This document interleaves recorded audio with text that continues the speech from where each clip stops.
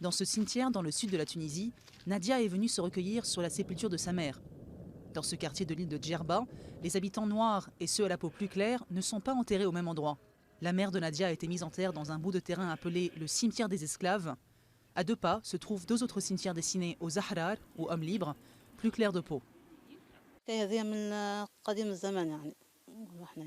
Cette situation existe depuis toujours. Nous nous y sommes habitués. Les sépultures des esclaves et celles des libres sont séparées. Chacun a son coin. Les Tunisiens noirs, dont certains sont descendants d'esclaves, constituent une minorité très peu visible dans la vie publique. Mais ils aspirent à présent à plus d'égalité. Le 9 octobre, le Parlement tunisien a adopté une loi jugée historique, criminalisant les propos racistes, l'incitation à la haine et les discriminations. Ces actes sont désormais passibles de 3 ans de prison et de 5 000 € d'amende.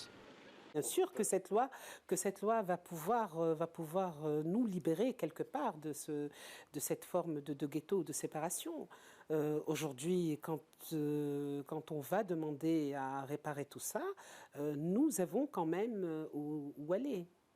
Nous irons vers la justice. Contrairement aux grandes villes comme Tunis, les habitants de Djerba enterrent leurs morts sans autorisation municipale. Cela permet de répartir les lieux de sépulture selon le niveau social ou même la couleur de peau.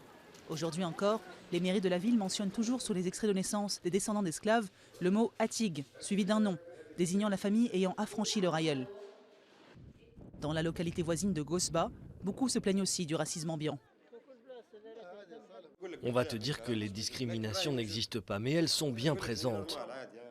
On te dit qu'il n'y a pas de différence entre un blanc et un noir, mais en réalité c'est tout le contraire. En réalité, ils te méprisent. Les mentalités ici n'ont pas évolué. Pour les activistes, la nouvelle loi contre les discriminations représente déjà une reconnaissance par l'État tunisien que le problème existe. Ils espèrent à présent passer à la réconciliation, sans distinction basée sur la couleur de peau.